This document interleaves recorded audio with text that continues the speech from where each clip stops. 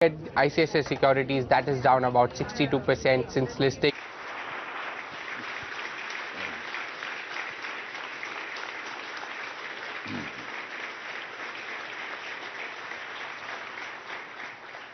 So to begin the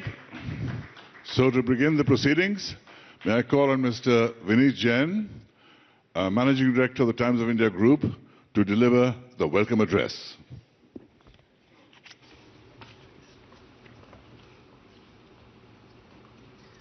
Prime Minister Shri Narendra Modi, Ministers, ladies and gentlemen, on behalf of Economic Times and the Times Group, I welcome you to the 5th edition of the Global Business Summit.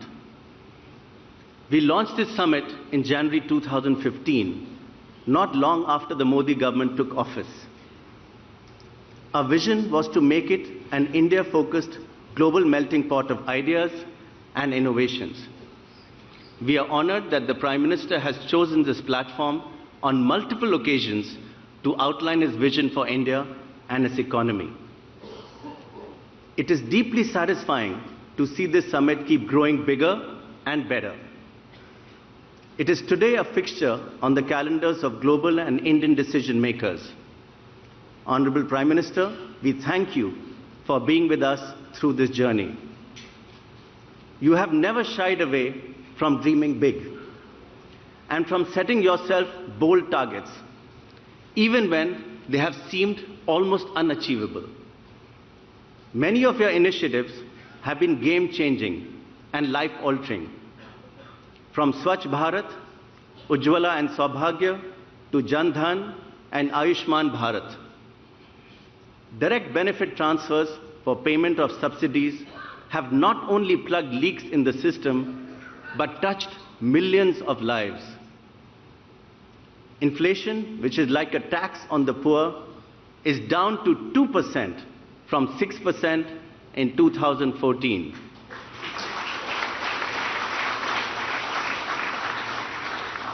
And that is what has made the 5 years of your government so full of purpose and vitality. What is particularly heartwarming is that you've been able to do so much for the underprivileged, while at the same time promoting the cause of trade and industry. Later this year, India will become the 5th largest economy in the world.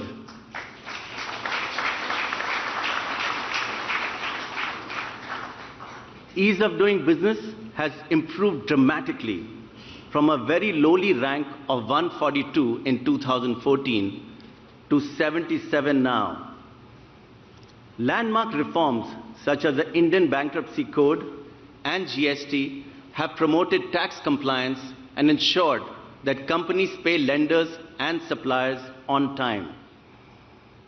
These are deep reforms, the benefits of which will become more and more apparent over time. Similarly, RERA has greatly improved transparency in the murky real estate market. All this would not have been possible without a strong and stable government, one that is able to innovate on policies and provide the governance to see this through. Even as structural reforms change the Indian business landscape, the challenges on the regulatory front have become even more complex. There is increasing recognition all over the world of the need for a level playing field between traditional and new media. In order to ensure plurality of choice and net neutrality, the issue of convergence between telcos, digital content providers, and distribution networks needs to be addressed.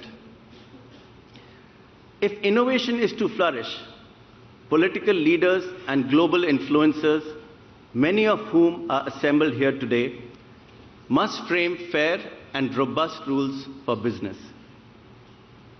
Technological breakthroughs can have a real impact only if they benefit everyone.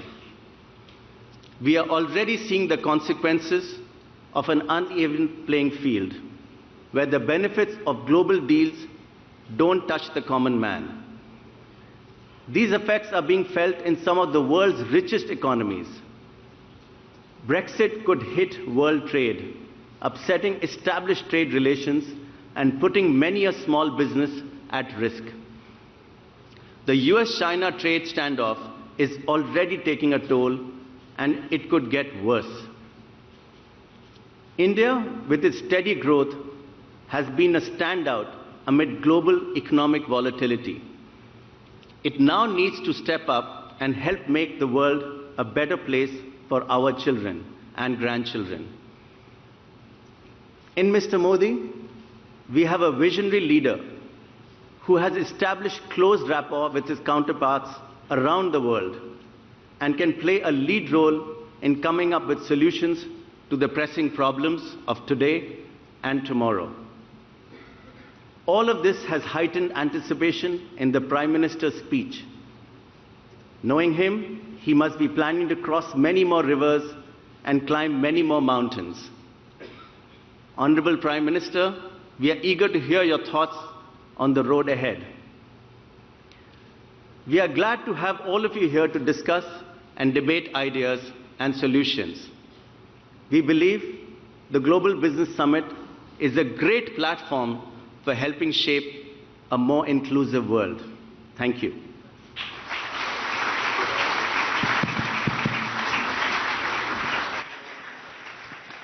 Thank you, Vineet, for your wise words and thoughts. My favorite story of Prime Minister Modi is when he got elected. And somebody said to him, "What is your vision, sir?" He said, "Vision? Bhai, main to yahan chai bechte aaya hu." Beyond that light-hearted banter and good-humored response that he gave, the fact of the matter is, it is his vision and his bold economic initiatives that have transformed India into a nation that is progressing faster than most people imagined at every possible level. Even the ease of doing business, India has shot up in the world rankings, which should be of great cheer to investors across the globe. All over India, or rather all over the world, people have been fascinated with India. Mark Twain, the iconic American author, called India cradle of the human race, mother of history, grandmother of legend, and the great-grandmother of tradition. But beyond its great traditions, India is looking forward to an even greater future, and I call on our Prime Minister to share his thoughts on India at this historic Global Business Summit. Please welcome the Prime Minister of India, Narendra Modi.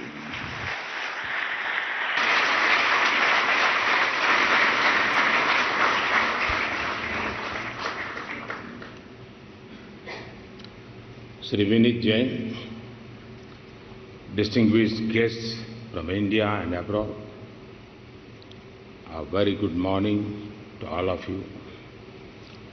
I'm happy to be here once again with you at the Global Business Summit. Let me first compliment you for choosing the word social as the first word of your theme for a business summit.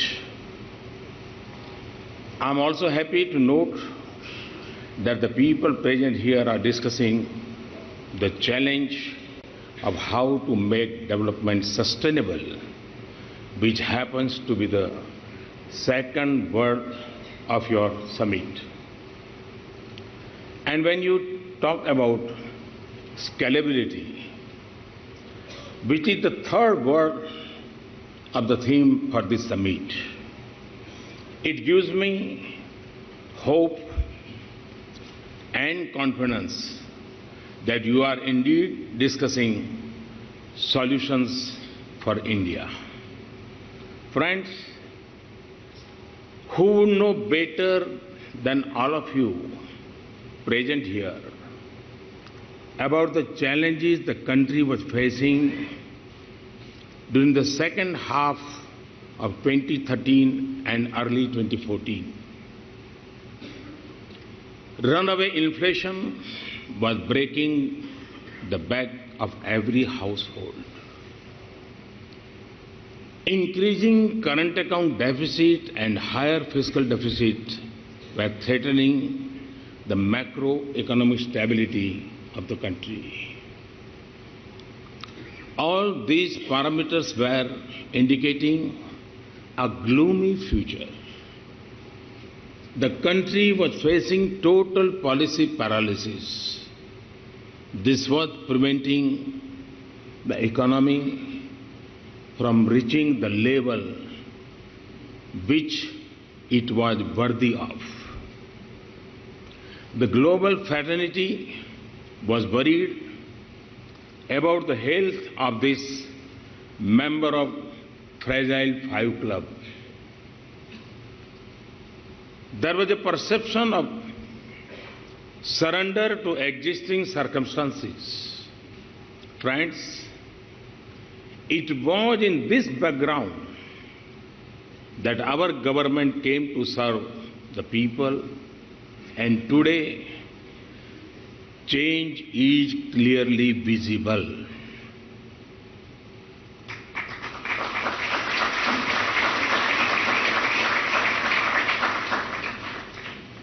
यहाँ ज़्यादातर times of India के reader हैं, इसलिए शायद थोड़ी देर लगेगी.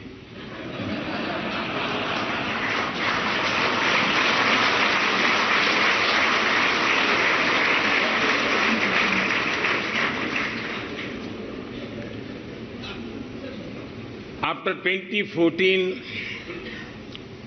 hesitations have been replaced by hope. Obstacles have been replaced by optimism. And issues have been replaced by initiatives. Since 2014, India has made significant improvements in almost all international rankings and indices. This is not only show how India is changing, but also represents how the world's perception about India is changing. I am aware that there are some who cannot appreciate this rapid improvement. They suggest that ranking only improves things on paper, but nothing changes on the ground. I think this is far from the truth. Rankings are mostly lagging indicators. Things change on the ground first, but reflect in ranking after a time lag. Take the example of ease of doing business rankings. Our rankings have improved from 142 to a historic high of 77 in 4 years. But the change in ranking had been preceded by improvement in situation on the ground. Now, construction permits for starting a new business come faster, and so do electricity connections and other approvals. Even for the small traders, compliance is getting easier. Now a business with a turnover of up to rupee 40 lakh does not have to register for GST. Now a business with a turnover of up to rupees 60 lakh does not have to pay any income tax. Now, a business with a turnover of up to rupees 1.5 crore is eligible for the composition scheme with very nominal tax rate. In the same way, India's ranking in the World Travel and Tourism Competitiveness Index has gone up from 65 in 2013 to 40 in 2017.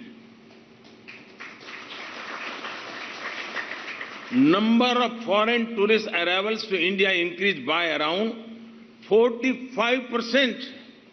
Number of approved hotels went up by 50%, and foreign exchange earning in tourism also went up by 50% between 2013 and 2017. Similarly, India's rank in Global Innovation Index had gone up from 76 in 2014 to 57 in 2018. This surge in innovation is clearly visible. This improvement in culture is also visible. The number of patents and trademarks filed also show a great increase.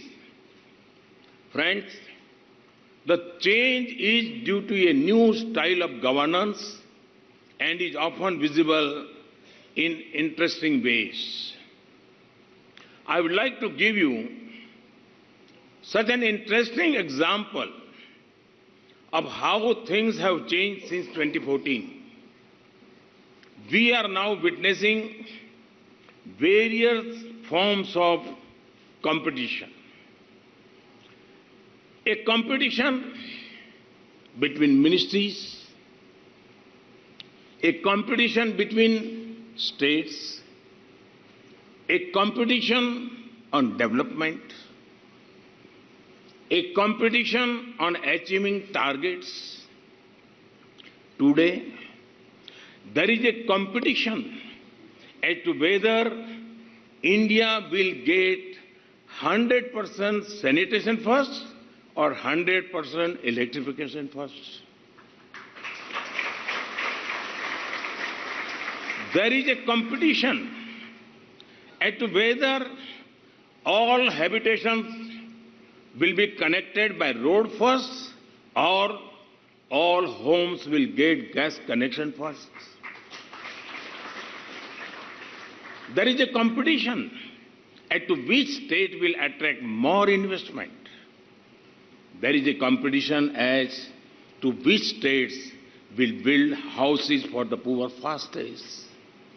There is a competition as to which aspirational district will progress fastest. Before 2014,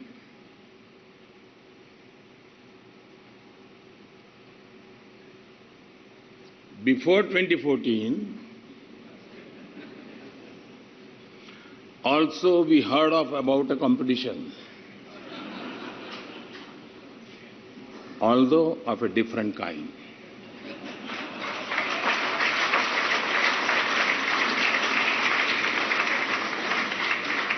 A competition between ministries, a competition between individuals, a competition on corruption, a competition on delays.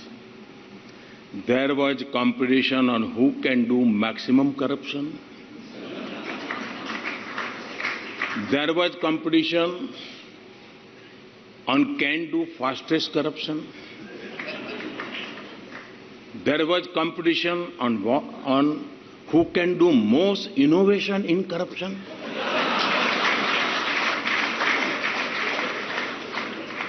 There was competition as to whether coal will get more money or spectrum. There was competition as to whether CWG would get more money or defense deal. We all saw that, and we also know who were the main players involved in this competition.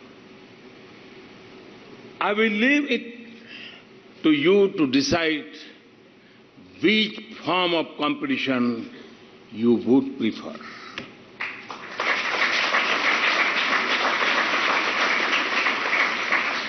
Friends, for decades, a narrative was made that certain things are just impossible in India. The progress our nation has achieved since 2014 gives me confidence that nothing is impossible for 130 crore Indians. नामुमकिन अब मुमकिन है. It was said that making a clean India was impossible, but people of India are making it possible. It was said that corruption-free government in India was impossible, but people of India have made it possible. It was said that it is impossible to remove corruption from the process of giving people their due, but people of India are making it possible. It was said that it is impossible for the poor to leverage the power of technology, but the people of India are making it possible. It was said that removing discrimination and arbitration in policy making was impossible, but people of India are making it possible. It was said that economic reforms in India were impossible, but people of India are making it possible. It was said that governments cannot be pro-growth and pro-approval at the same time, but the people of India are making it possible. I have also been told that there is a perception or theory that a developing economy cannot grow at higher rate for a longer period without facing the problem of inflation. Post-liberalization, that is after 1991, almost all governments formed in our country had to face this problem, what many experts call overheating of economy after a short period of growth. As a result of this, we never had sustainable higher rate of growth. You may recall that we had a government between 91 and 96 where the average growth was about 5%, but the average inflation was more than 10%. The government just before us, between 2009 and 2014, had an average growth of about 6.5%, with an average inflation again in double digits. Friends, well, I'm not an economist. I'm talking about the previous government.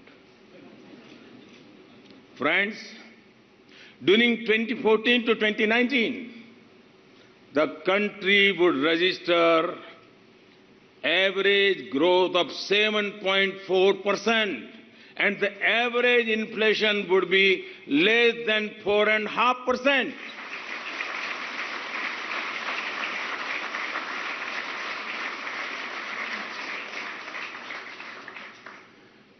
Post-liberalization of Indian economy, this will be the highest rate of average growth and lowest rate of average inflation witnessed during the period of any government. With these changes and reforms, transformation is happening in the way our economy has moved. The Indian economy has expanded the bouquet of its financing resources. It is no more dependent on bank credit for investment needs. Take the example of fundraising from the capital market. During 2011-12 to 2013-14, that is 3 years prior to this government, the average amount of funds raised through equity was about rupees 14,000 crore per annum. In the last 4 years, this average is about rupees 43,000 crore per annum. This is almost 3 times. The total amount raised by alternative investment funds during 2011 and 2014 was less than rupees 4,000 crore. Our government took various measures to level up the source of financing in the economy. And you can see the result. From 2014 to 2018, in 4 years, the total amount raised by alternative investment funds is more than rupees 81,000 crore. This is a jump of the order of 20 times. Similarly, let us see the example of private placement of corporate bonds. The average amount of fund raised through this during 2011 to 2014 was about rupees 3 lakh crore or about $40 billion. Now, the average over the last 4 years has gone up to rupees 5.25 lakh crore or about $75 billion.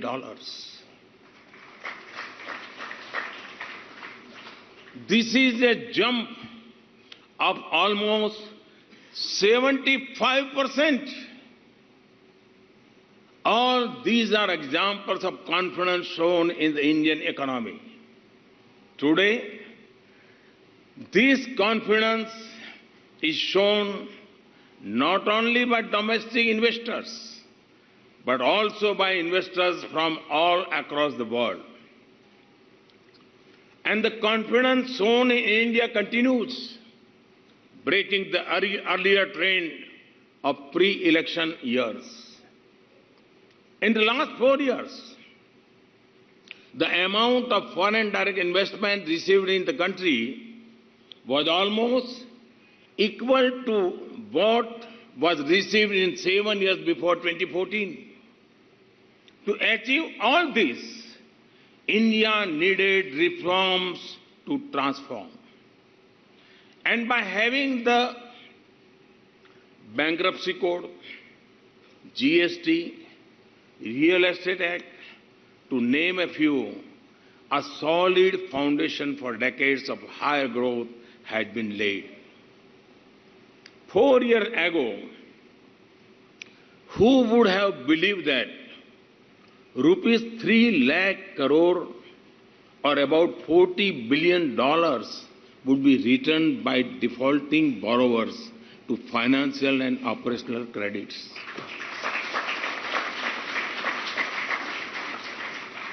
This is the impact of bankruptcy and insolvency code.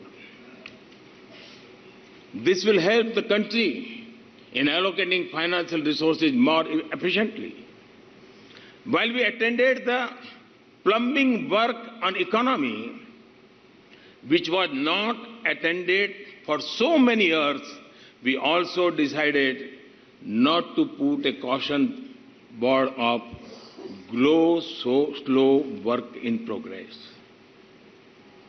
All these reforms were implemented without halting work for the well-being of the larger section of the society. Friends, India is a country of 130 crore aspirations, and there can never be a singular vision for development and progress. Our vision for New India caters to all sections of the society, irrespective of their economic profile, their caste, creed, language, and religion. We are working hard to create a new India which fulfills the aspiration and dreams of 130 crore Indians. Our vision of New India includes addressing the challenges of the future while also solving problems of the past. So today, while India has made its fastest train, it has also eliminated all unmanned railway crossings. Today, while India is building IITs and AIIMS at a rapid pace, it has also built toilets in all schools across the country. Today, while India is building 100 smart cities across the country, it is also ensuring rapid progress in over 100 aspirational districts. Today, while India has become a net exporter of electricity, it has also ensured that crores of households which were in darkness since independence have got electricity. Today, while India prepared to send a man to Mars, it is also ensuring that every Indian has a roof over his head. Today, while India is the fastest growing world economy, it is also removing poverty at the fastest speed. Friends, we have moved away from the ABC mentality. That is, A for avoiding,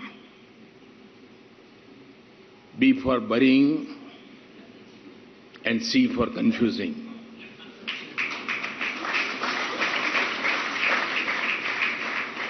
Instead of avoiding an issue, we deal with the issue. Instead of burying it, we dug it out and communicate to the people. And instead of confusing the system, we demonstrated that a solution is possible. This has given us the confidence to further upscale our positive interventions in the social sector. We are reaching out to 12 crore small marginal farmers by providing them a comfort of rupees 6,000 every year.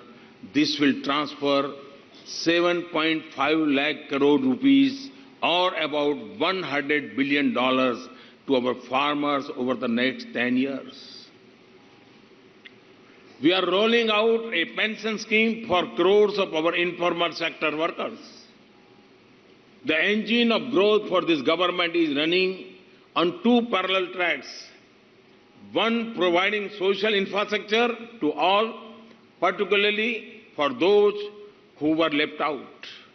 And other, providing physical infrastructure for all, and particularly for generation next to shape their future as per their dreams. What happened in the past is not in our hands, but what will happen in the future is firmly in our hands.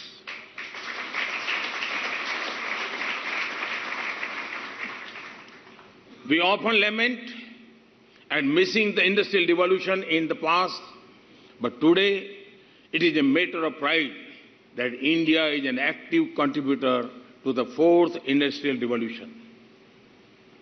The extent and magnitude of our contribution will surprise the world. I am also confident that India may have missed the bus during the first three industrial revolutions, but this time it is a bus India has not only boarded but will also drive. Innovation and technology will form the bedrock of this resurgence. The outcomes of our focus on Digital India, Startup India, Make in India, and Innovate India are converging and reaping rich dividends.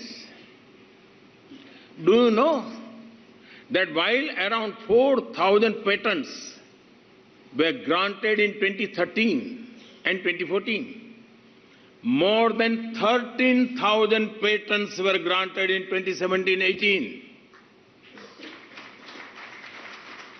This is a threefold increase. Similarly, do you know that the number of trademarks registered has also gone up from around 68,000 in 2013-14 to around 2.5 lakh in 2016-17. This is almost a fourfold increase. You would be happy to know that today 44% of the startups registered in India are from Tier 2 and Tier 3 cities. A network of hundreds of Atal Tinkering Labs is coming up across the country and helping foster an atmosphere of innovation. This will give a solid foundation for our students to help them become innovators of tomorrow. I was impressed to see how a young girl from the snake charmer community was literally charming the mouse and making the most of digital India. It is equally heartening to see how youth in villages are leveraging Wi-Fi and digital tools to help in clearing competitive exams. It is technology which is bridging the gap between the haves and have-nots in our country. Stories like this are writing a new chapter in the history of India. Friends, with the support and partnership of the people, India has made rapid strides since 2014. This could not have been possible without Jan Bhagidari, people's participation. It is this experience that gives us confidence that our country can provide adequate opportunities to all its citizens to grow, prosper, and excel. We look forward to making India a $10 trillion economy.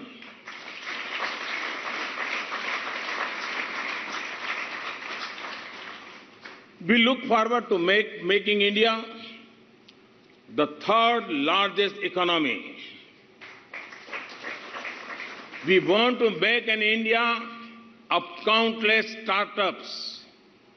We want to lead the global drive towards renewable source of energy. We want to give our people energy security. We want to cut down on import dependence. We want to make India a world leader in electric vehicles and energy storage devices. With these goals in mind, let us rededicate ourselves to create a new India of our dreams. Thank you. Thank you very much.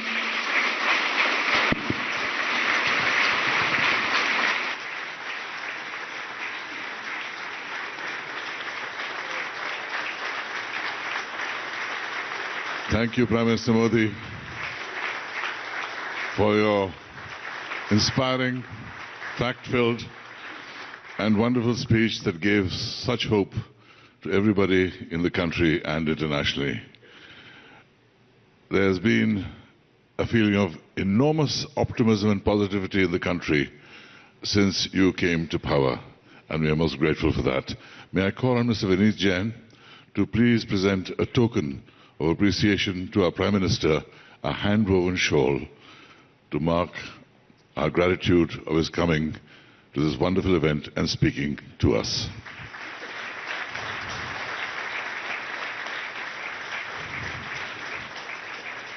Thank you, Prime Minister Modi. Thank you very much. I'm very well, sir. Wonderful to see you. Thank you so much.